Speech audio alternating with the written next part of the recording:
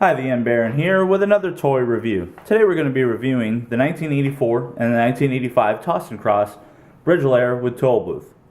And the reason why I call it 1984 is a lot of people are kind of confused because most people known as this to come out in 1985. It was released at the end of 1984 as a Sears exclusive. Now, I'm not for sure about other bridge layers. I only have the one. Mine is dated 1984, so I really claim it to be a 1984 product. I'm hoping that mine is a Sears exclusive. I'm not for sure if they were all dated 1984 or some were dated 1985. Other fans out there will have to let me know what theirs are dated or what they know about that information. So besides that, we'll get into the review of the bridge layer. We'll get Tollbooth out of here and go ahead and take a look at the Toss and Cross.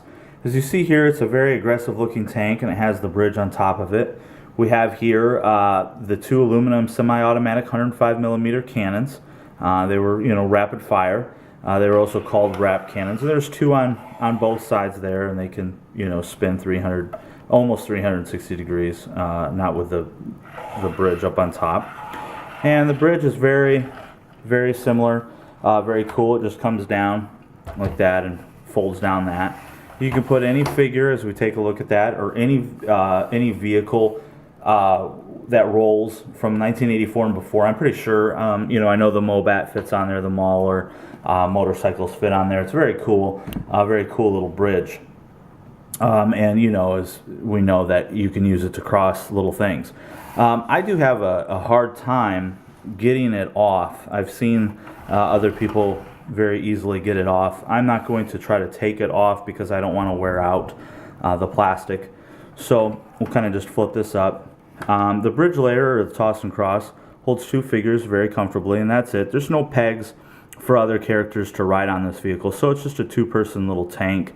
You see here is the lift and the engine to lift the bridge up and down. Very cool, very detailed. And then we see back here we have the engine, and it was a 1700 horsepower turbine engine, and it's very cool. You got 4 fans there, a lot of detail on the top, a lot of cool stickers. We'll go ahead and get in there for you and take a look at that. Awesome stickers, awesome detail. There's some stickers on the back. We'll go ahead and get the back shot of it. Like I said, it's a very long vehicle if you don't store it, if you don't take that off. So it's hard for me to get it all in the shot.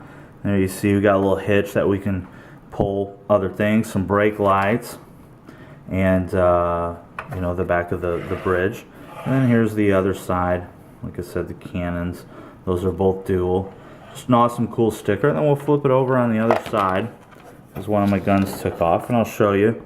There's the 1984 Hasbro, date, and that I wasn't confused. That I was confused with because I'm not for sure, like I said, if some are in 85. The tracks on the tank do not roll. It just has 4 little wheels. And mine, one's a little loose. But overall, it's just a really cool vehicle. A lot of detail. Those guns just do pop in. I think at one time they might have had a tab and they go in there a little bit easier, but mine just kind of pop out. Really cool figure, or toy, sorry. Really cool toy. I'm go ahead and get Tollbooth in here. Take a look at Tollbooth. He was a great figure for this toy. He wasn't really, Tollbooth wasn't really a popular character. He had a minor role. His name was Chuck Gorin. But he's a very popular figure just because of his aesthetic appeal, and I would agree. I really like his orange hat. As you see there, if we get to focus, he has a cool little orange hat that kind of leans. He's the only character in the vintage era, if you will, that had a sledgehammer. He was the only character used. Got an open vest there with his dog tags. He's got looks like some kind of rank of sergeant on his arm. I'm not too sure about that. The only weapon that he has looks like a 45 on his side there. Just some brown pants, green army belt. You just see some boots that look very, typical reused boots. But he just has kind of a look of a very aggressive look.